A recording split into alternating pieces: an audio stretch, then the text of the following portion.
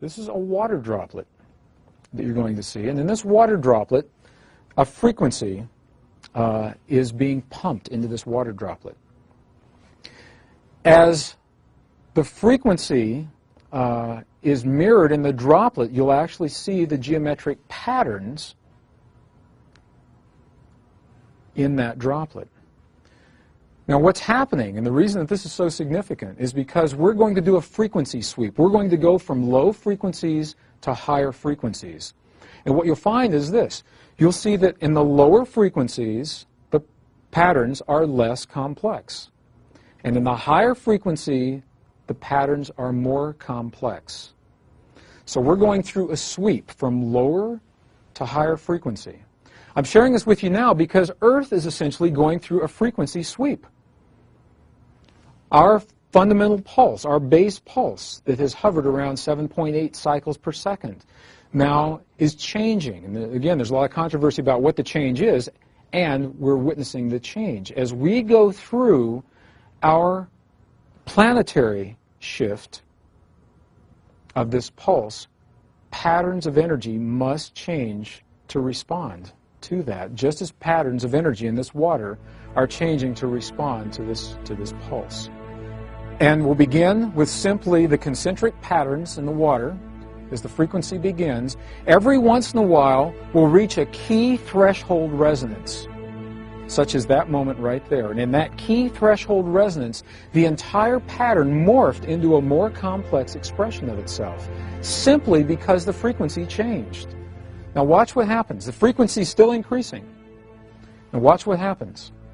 As we reach another key threshold resonance, this entire pattern will morph into a beautifully and more complex pattern of itself, again and again. And look at this pattern right here. Look what you're seeing right here. Look at the beautiful geometry. Here is a perfect cube. There's a perfect tetrahedron, a star tetrahedron. In 2 dimensions, we've got the octahedron. Very powerful images of sacred geometry held in place simply because we've achieved the vibratory pattern that allows that in this water droplet.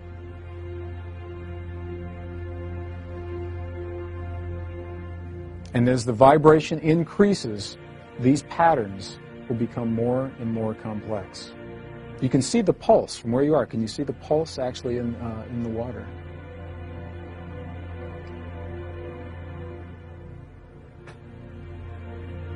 As we go into the last set of the frequencies, what you'll see is that the entire, and you'll watch along the outer perimeter, the entire pattern reaches its greatest level of complexity, and then it goes back. As the frequencies drop, it goes back to what it was, the concentric circles, as it was originally. It almost looks alive. You know, you've been offered many times the concept that thought is vibration. Have you ever considered that emotion is vibration? Feeling is vibration. We are always feeling something. We are always emoting something. We may not always be aware of what that is. We carry those patterns with us. As we hold a feeling and an emotion, what we're doing is we are holding a vibratory pattern in the liquid crystal of our bodies. Has now been scientifically shown to be provable. And what you're going to see now are what happens to particles of sand and other various particles when a sound resonates across a plate and resonates those particles in tune with the sound. Because when we think, we're not just sending out a wave which resonates the energy, we're sending out on a frequency outside of the range of human hearing, we're sending out a sound. Everything is sound. When we think a sound goes out, it resonates the energy around us to that sound. And what you're about to see are some pictures that show this happening when sound is introduced, and how sound takes random particles and turns it into astonishing form. And that's how this universe was created. In the beginning was the Word, the word was sound.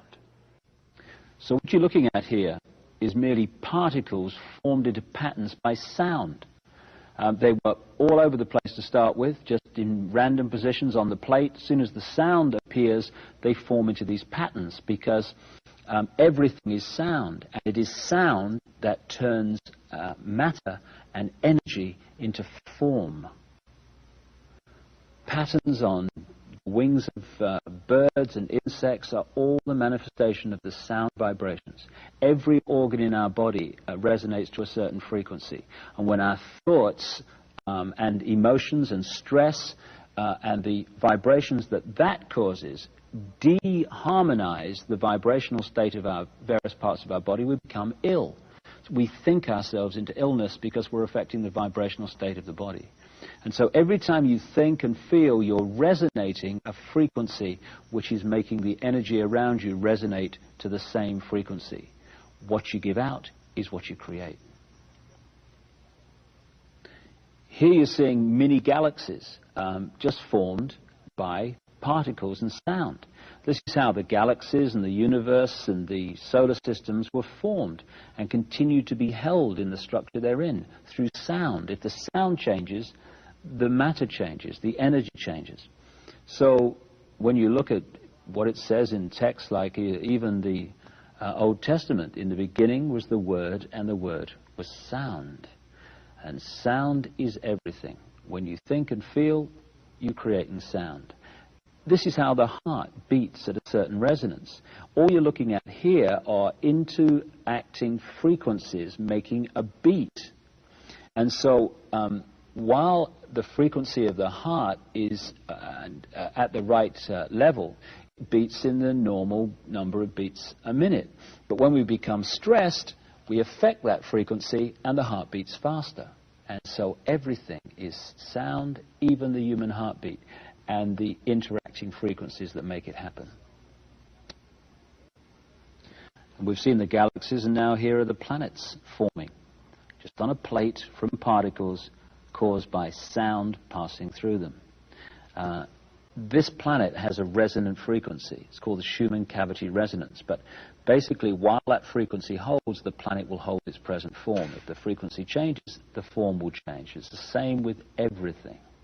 And here you see sound being passed through ion filings and particles, and therefore creating form once again. And from these pictures, it's hardly difficult to see how the human body is formed through sound resonating energy, and how that physical form is held as long as that sound matrix is held. But once that changes, the physical body changes.